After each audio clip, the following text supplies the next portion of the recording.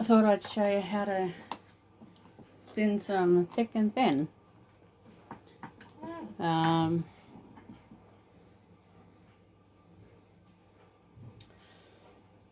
So you want to get your fibre top and split it into 4 to 6 long rows, and sometimes I use thinner than this and then join one end with the other end to get multiple colours. But this time, because this one's pretty, yeah, I think I might add some extra like that, multiple colours in the next strand, which I'll show you how to do. I'm not sure how long I've got on this one, but for now we're just going to use the first strand as is, and you want to go pretty slow with this. So I've got the tension on pretty loose.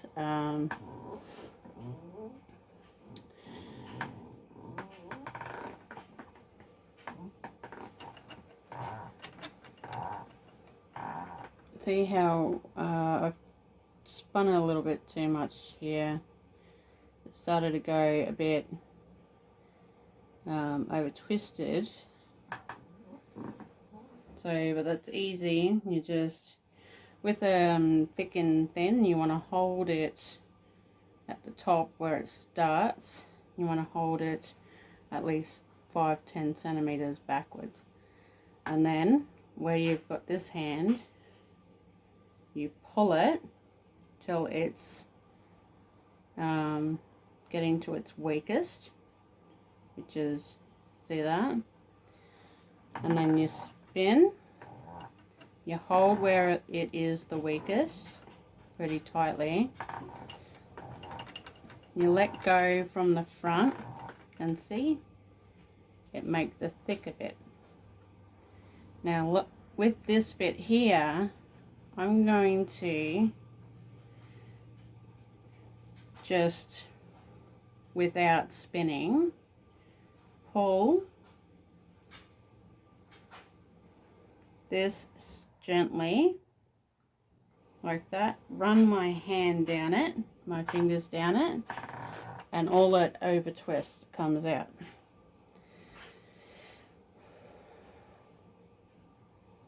And the same again, pull, you see the breaking, you hold that and move your hand along. All this fray, that's the type of wool I'm using. The wool's like a long hair wool, not like normal sheep wool.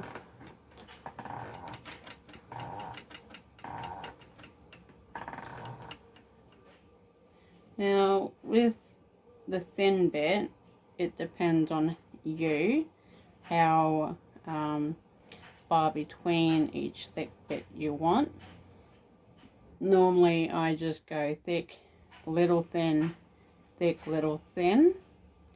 Recently I've been trying super long thin bits with a thick bit.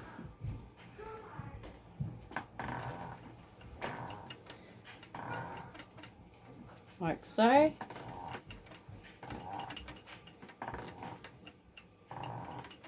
That one's a bit thin.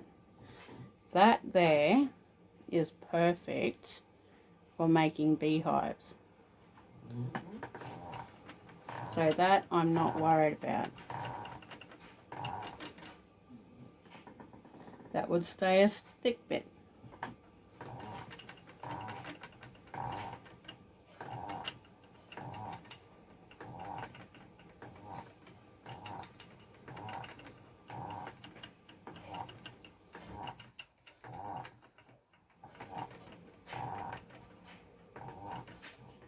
Some bits like this I don't like bobbling naps and stuff, so I pull them out. So I'm pretty much with this one, I'm going same length as the thick bit.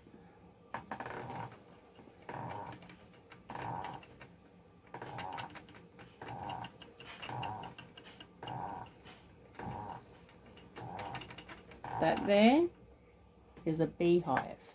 That will be a beehive. You'll notice I'll purposely put a couple little ones in.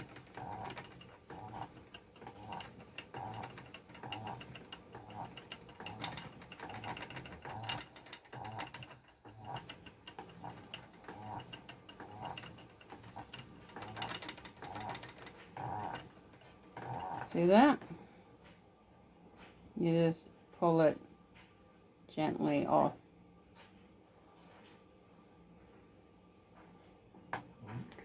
And then move it up.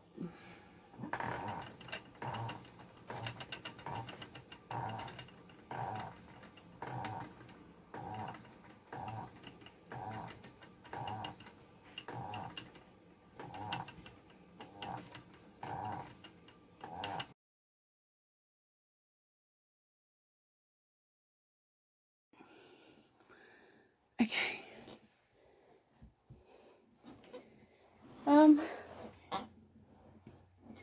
Today I'm going to ply my thick and thin that I showed a little bit of footage yesterday. So I hope I'll get more time this time before it cuts out. So what I'm doing is I'm tying the plying thread to my single and connecting it to my lead.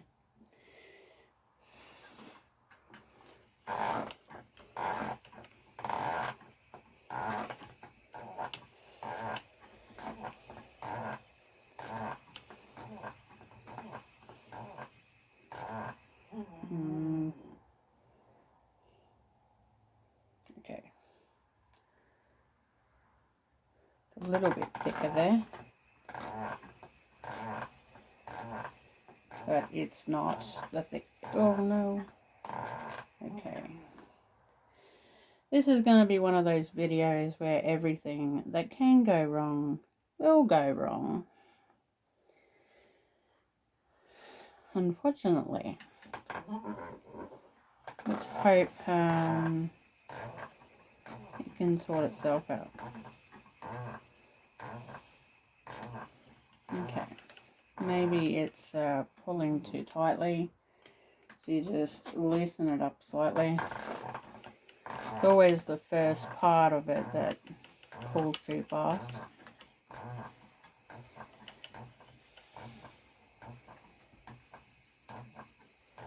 And just ply it like you would normal.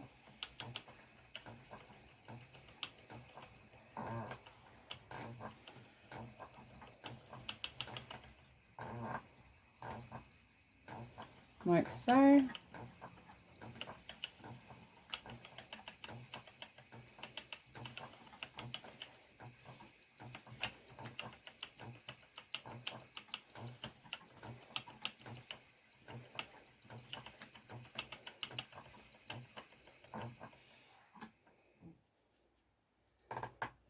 Move it along.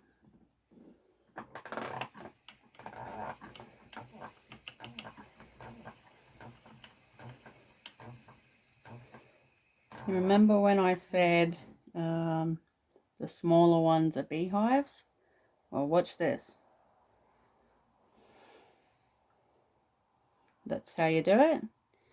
And then you get this plying thread and you go up a couple rows and then back down, and that will fasten that beehive so it can't go anywhere.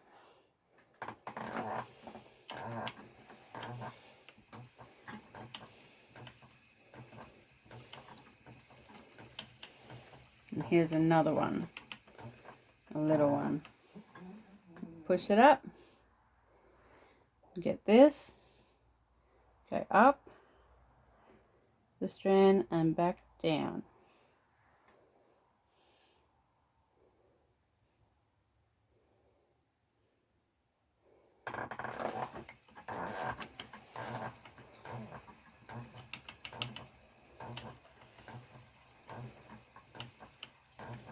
There's another one.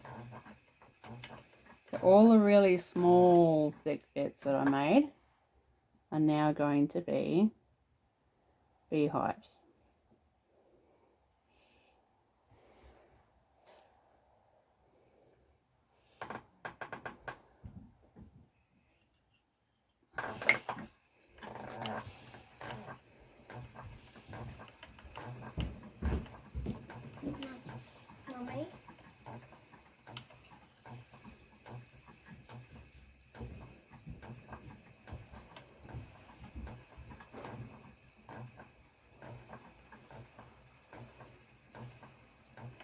If it pulls too much, you can unravel your thick bits.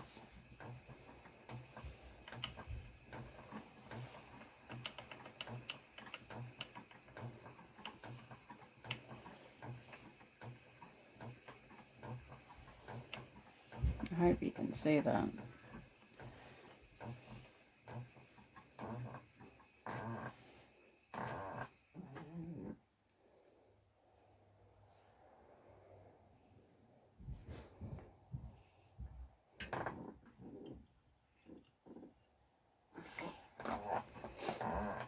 I might loosen that tension. Again,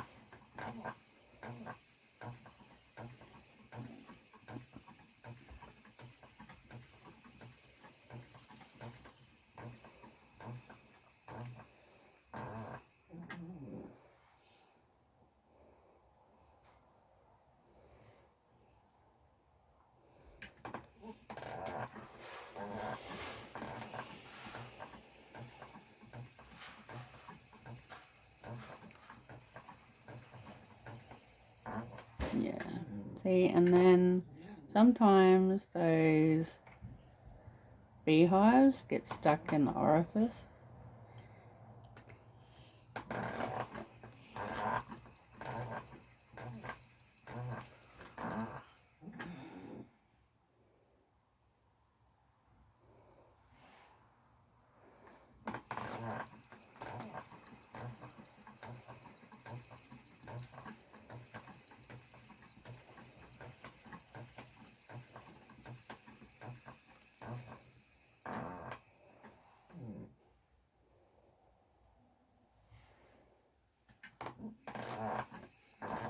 The thread I am using for plying is a 2-ply cobweb constructed Italian silk on the cone.